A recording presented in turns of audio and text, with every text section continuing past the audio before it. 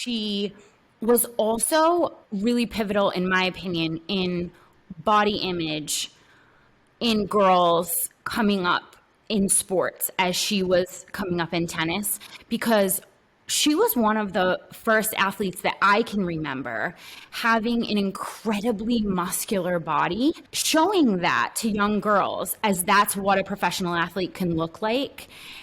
It was so powerful. It was just so powerful. Hey guys, and welcome back to the Thick Thighs Save Lives podcast. I'm Kelsey. And I'm Rachel. We have a new recording thing, and it gives us this countdown, and I started counting us down, and all I could think of was when I was on Ultimate Tag, they'd be like 5, 4, and then it'd be like dodge tag. I was just thinking of your episode on Ultimate Tag. I don't know why I was thinking of it. Oh, you know what I think it was? So like Rory's coming to like the age of tag at school, and I noticed that like he's kind of a little bit on the nervous side, and like he like gets very anxious and like doesn't like tag because it like gives him a lot of anxiety. And all I could think about was like, at first I was like, that's so weird, what kind of kid doesn't like tag? And then I was like, oh, I remember Kelsey saying that those people coming to tag her was the scariest thing like ever in your life. Like, it was terrifying. Who wants to be chased? I mean, some people find like a thrill of it, but I'm certainly not one of them. Like, I definitely was having like weird flashbacks and just feeling like, yeah, that was a really scary That's cool, time. though. That's cool. It was cool. Good for you for being brave and doing that, because that was like a really brave thing that you did. Like, not just the fact that you were getting chased by scary people, but by like professional athletes.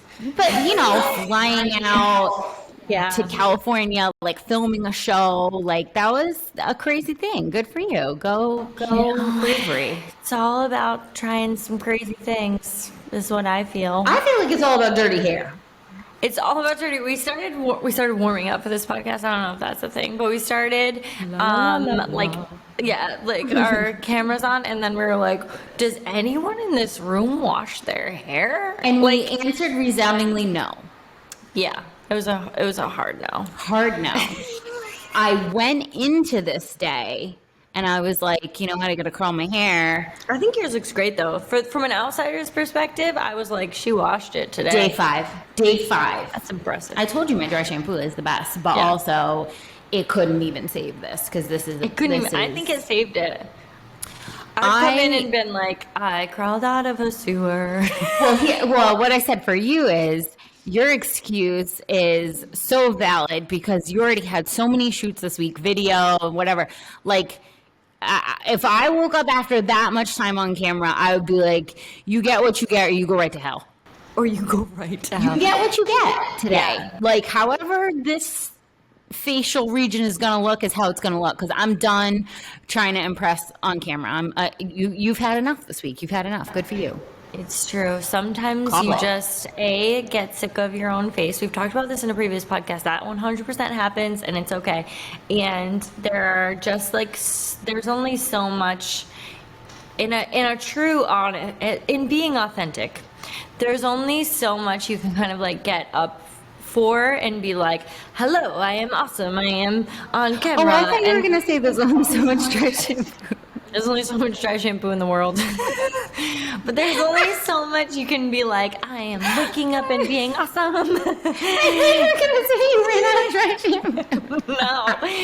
I don't even use dry shampoo as much as I should. I don't even think of it, because you know why? Because we're at the stage where I did not even attempt to brush. I braided at night. I wake up, I'm like, hello. I'm going to put on clothes. That's all we have. God. Oh my God. You know why? Because you can't do it all. Whatever. And why would you want to? Oh, wait. What a good segue. I see what you did there. See what you did there. So, Kelsey's going to try to do this podcast without crying. I'm going to do the same. Yeah.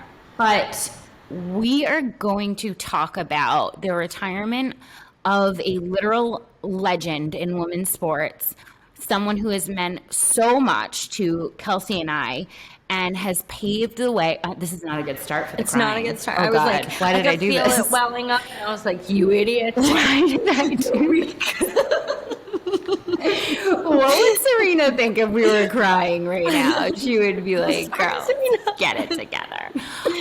Serena Williams is retiring from the sport of tennis, and this is so monumental, both in, what she is leaving on the whole entire aspect of what it means to be a woman, your body image, what it means to be a woman in professional sports.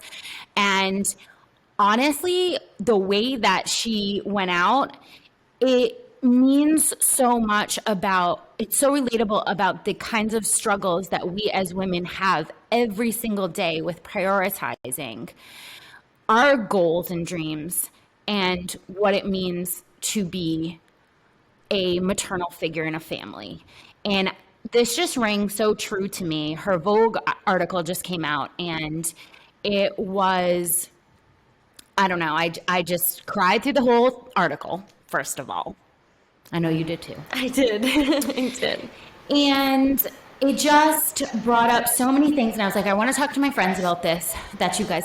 I want to talk to my best friends about this because I know that this is so unbelievably relatable, even though she's like superhuman. Not relatable. Like, you know what? Yeah. Like, professional athlete. She is one of the greatest women's tennis player of all time.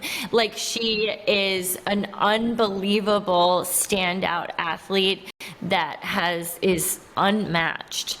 And all of that is like not relatable, but her experience and her words in retirement, or she didn't really like to use retirement in her transformation, is so unbelievably relatable. It's just all of us. It's all of the things that it just got me in the woman feels. And I just wanted to talk to my friends about it. And I also wanted to say, to you, Kelsey, like we were both tennis players and we grew up in the Venus and Serena era. And what Serena, both of them really, but Serena specifically meant to me as a tennis player, and as a woman just in sports was just, I can't really say in words, but I guess what really struck me about Serena was how unbelievably unapologetic she was to be incredibly competitive.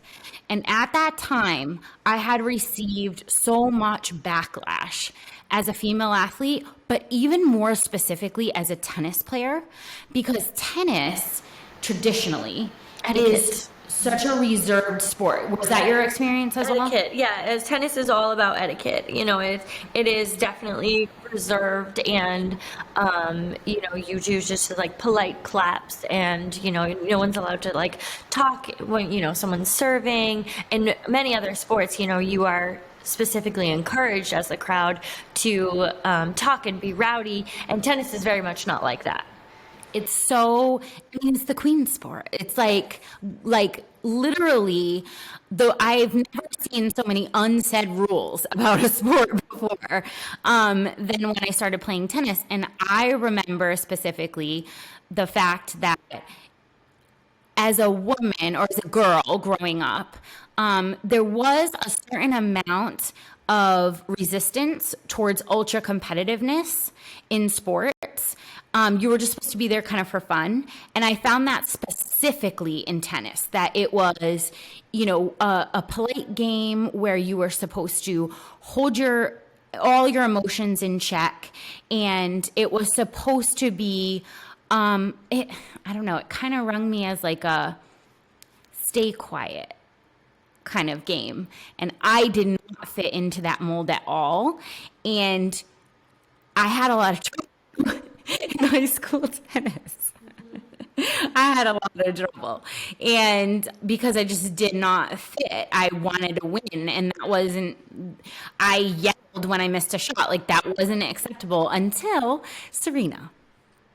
And I just wanted to say, what she meant to me as an athlete of the, being able to display raw emotions, being able to display the fact that I was there to win. That's what I was there for. And I was unapologetic about it.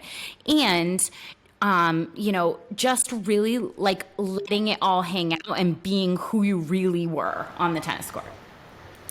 Yeah, I mean, not only not only was she unapologetic about who she was as a person, as an athlete, but she really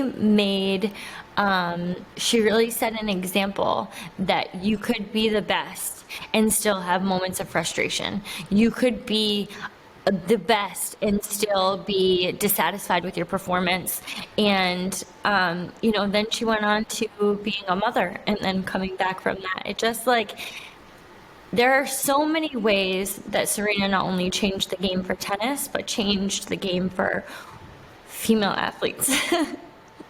I mean, it gets me the most because like she just like so many girls could see her, doing her thing and being super competitive and, really inserting some emotion and anger and frustration into where women are told to not show those things. And she used them to her advantage. And, like anger, right? She talks about it in a lot of her articles of being like, I would start playing my best, but something would really piss me off. And I'm like, let's go. She fully admits that she was motivated by people telling her she couldn't, by being angry. And like just the admission of that as a female athlete was at the time when she was coming up, it was so outside the box. It was so, and not only her display of raw emotions and her ability to just be raw, but like also like let's talk about the fact that like being one of the first female Black tennis players to gain recognition as a professional, to win 23 Grand Slam titles, to win 3 Olympic gold medals. She was the highest paid women's tennis player ever. And she was also really pivotal, in my opinion, in body image in girls coming up in sports as she was coming up in tennis, because she was one of the first athletes that I can remember having an incredibly muscular body. And of course, all of the backlash that went along with that, because it was, that immediate resistance to a woman with muscles. And then she's going to dress like a freaking boss. She's going to wear these outrageously fashionable outfits that were just so outside the norms for tennis. And I know that this, is just her body type, but like her body type, showing that to young girls as that's what a professional athlete can look like, it was so powerful. It was just so powerful. Well, it changed the game, and it's not only just like existing in her body, but unapologetically existing in her body and making it cool. Like she could have gone a lot of different ways with having like thicker thighs and, and like muscular arms. She could have gone a lot of different ways. She could have wore longer skirts. She could have really like hid those features instead of accentuating them. And one of the things that we talk about all the time is that confidence. And like when you bring something in style, it's because you wear it unapologetically. That's how things come into style. Like having a booty was never in style until someone said like, I love my booty. That's how things come in, and that's how it's really going to change with women. Instead of trying to morph into a body that will never be yours, owning the one that you're in and making that your fashion, like that, making that be your statement, just like owning it and being like, I love the body that I'm in, wild concept. And knowing that like she could have looked at a ton of other female athletes, female tennis players, and been like, I'll never be the number one tennis player in the world because I don't look like them, for many reasons. But that wasn't the case. She said, I look like me, I have the body that I'm in, and I'm going to be the number one tennis player in the world. That literally meant so much to me as a woman and as an athlete. And, you know, her journey to retirement was really, I think, so relatable, because she faced one of the hardest things that I think every single woman comes up against at some point in their life and has to make a decision on. And it is because, you know, biologically, we are the continuers of the race. So, you know, this is so different than being a male athlete. And when, you know, that quote in the article where she was talking about, you know, her daughter, who, her name's Olympia, I think, and she's like, I think she's 5. She was sitting in the back of her car on the way to the airport, and she was like playing like a game or an app on Serena's phone. And the app said, what do you want to be when you grow up? And the little girl didn't think like Serena was listening, and she whispered into the phone, I want to be a big sister. And Serena's 41. The decision to continue your own professional goals, the things that you dreamed of when you were a little girl, I can't say this, it's like having that be up against giving your daughter a sister. And Serena came from a family of a large amount of sisters. I think there was like five of them. Yeah. And she knew how important that was for her, and it was something she really values as well. Like, those two things going up against each other, that is something that, as she pointed out, a lot of professional male athletes do not have to come up against that choice. No. I mean, not only male athletes, though, like, we don't realize how often that goes against, or we have to make those choices in our everyday life. Like, what do you want to be? What do you want to see yourself as? What would you like to accomplish? You know, what was your dreams to accomplish as a young girl?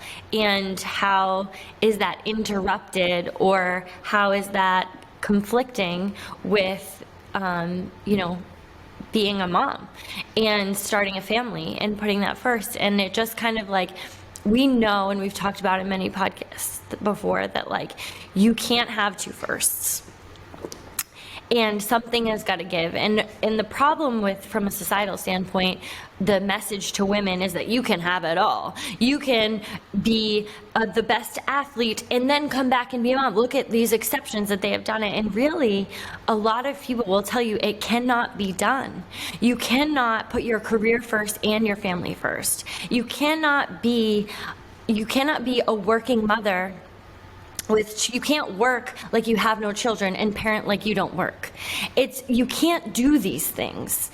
And it just, like, we have this false idea that we can, and in some ways that will continue to be, you know, fed, and we'll continue to tell ourselves that and tell each other that, and until we realize, until someone comes out and says, like, in any way, when I am focusing on one thing, another thing will falter.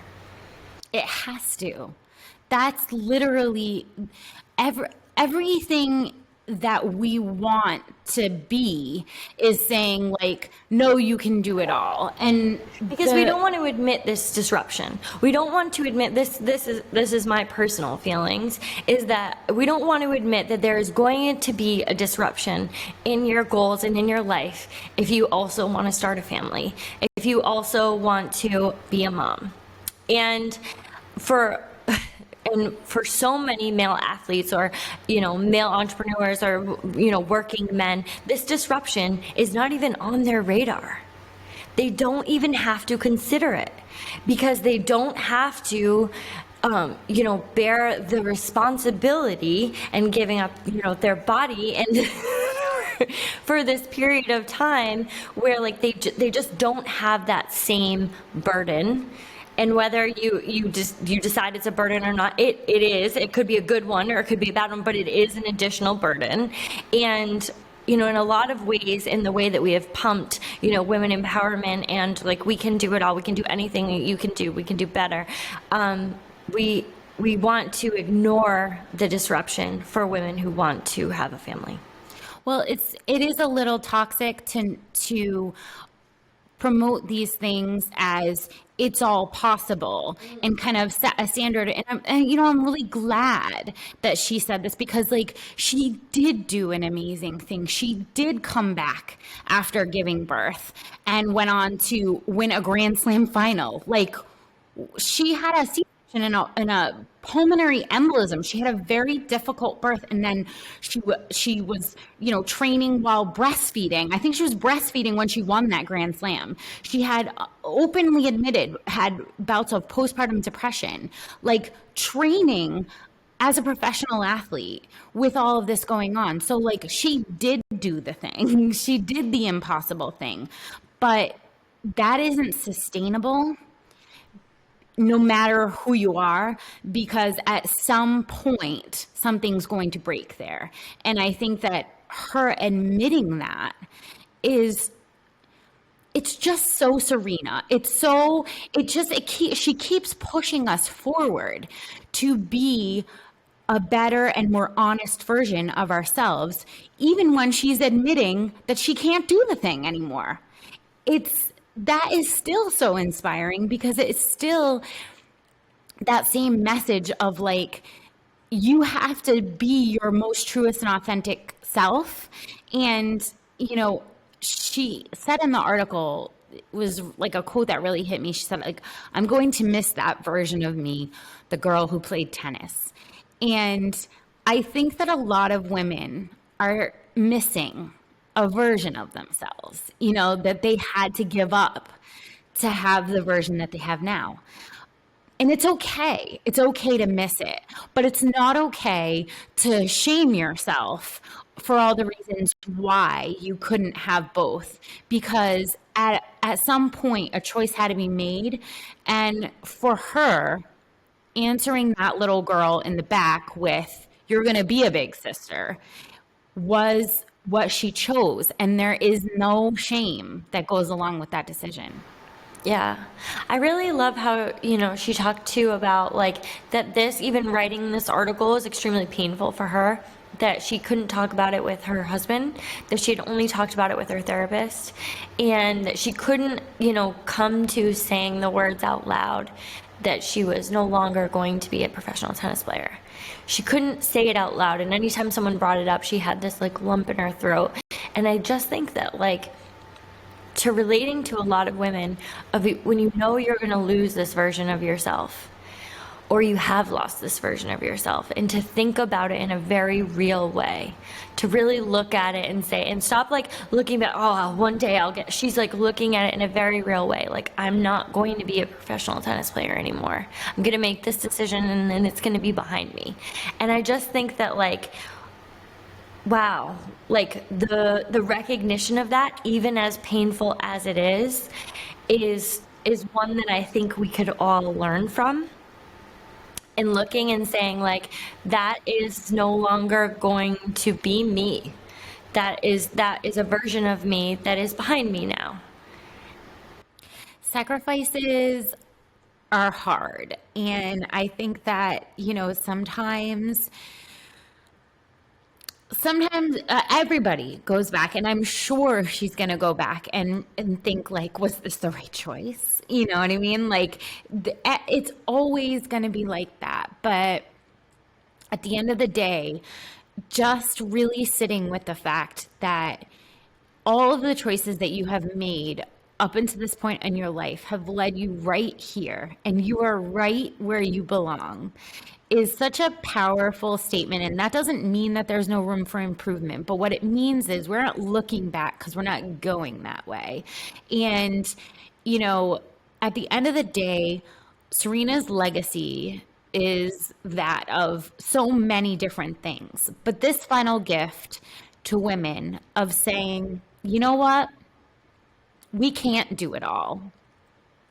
And I'm not going to try. I am going to say, I am making this decision with fully opened eyes and a fully opened heart. And I'm leaving behind the Serena that I was. I think that it's something that a lot of women can really learn from. And it can really help to prevent a life full of regrets. You know what, too? She had mentioned that some of her other female athletes and some women she's competed with over the years and like what their retirement looked like and the feelings that they felt around it, which were relief. And, they generally just felt a sense of exhale. And she said, I didn't feel that way. And I think that what happens a lot of time when we look at other people who have been in a similar experience to us and they present their experience, which could be, in general feeling the same of like relief, you'll feel it one time and you're like, I just don't feel that way. And really sitting with yourself and not letting the influence of what you think you should feel like when you hit some milestone in your life, what other people have felt and how that influences you. It doesn't. And I know that this has happened to me many times in my life where, I've had people say, when you hit 30, you'll feel this way. When you hit this, you'll feel this way. You'll be ready, you'll know it. And it's like, I don't feel that way.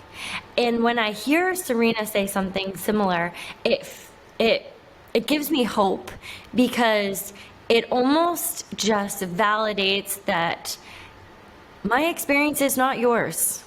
And I feel differently about that. And it's how I feel. I don't feel relief when this thing happens. I don't feel like, all of a sudden I want to start a family. I don't feel this way. And that's okay too, because I don't have to have the exact same experience as you do.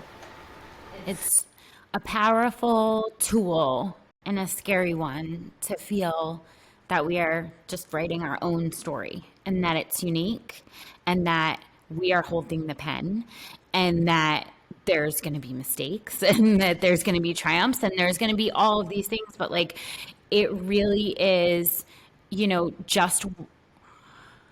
just a realization that this life and these experiences are completely our own and completely unique.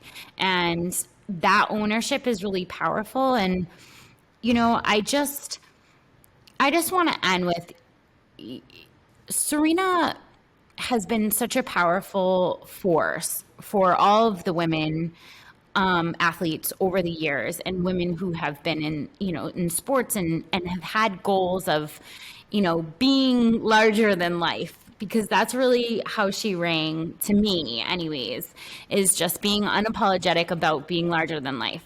And, at the end of the day, she says she doesn't even know how she's going to be able to look at this article because knowing that this is the end, she says, the end of a story that started in Compton, California with a little black girl who just wanted to play tennis. And I just think we can all look back to, some of the dreams and goals that we had and some of the things that we've had to give up to be where we're at and just reflect on, the extreme amount of selflessness that it takes to perpetuate a race. And honestly, and how different that is from I have this argument with men all the time because the experience of female athletes is so uniquely different than anything that they will ever experience in their lives. It is not even comparable. She mentions in the article, she says believe me, I never wanted to choose between tennis and family. I don't think it's fair. If I were a guy, I wouldn't be writing this because I'd be out playing and winning while my wife was doing the physical labor of expanding our family. Maybe I'd be more of a Tom Brady if I had that opportunity. And it's just the spirit is in there, and it's just the the male counterparts, they don't get it. They're never going to get it, and it's fine. But like, let's not pretend that this is the same. Let's not pretend like your injury is the same as creating a life. Like, because women have injuries too. Like, let's not pretend like this isn't a major disruption to your career, to your dreams, to your goals in the gym, to your athletic performance, to whatever it is that you have set in your life that you would like to do for you. Let's not pretend like this isn't a major disruption to that. It's a beautiful burden, and it's one that, you know, each person needs to decide on their own, and it comes in so many different forms of the many different roads that we can choose to go down as a woman. But sometimes knowing that they do butt heads and that all of this cannot happen at once is a bit of a relief. Isn't it a bit of a relief though? And especially to see someone at the top, tippity top of an athletic pinnacle of a career that she's the GOAT. I mean, she's the GOAT. What do you want? What more do you want from anyone? And even she is saying it can't all be done. And I just think it's a relief. It's a sigh. We can all sigh, and we can all just kind of admit that we are just doing our damn best, and that's just going to be good enough. And if that means that some things are going to suffer, in a different season, we're changing seasons, and the thing that I think you can own the most is just the season that you're in. You know, recognizing the season that you're in and not wishing it was something else. Recognizing the season that you're in and not beating yourself up over not having the season that you're not in. You know? It's hard, but, you know, I think it's a goal worth having. And, you know, as women in the fitness industry, as women athletes, as young girls, Serena, thank you for all that you've done for women in sports. Enjoy your new journey as a mother in motherhood, and all of the women out there who have faced similar choices, you did the damn thing, and you be proud every single second of who you are, because it's tough out there, but you did it.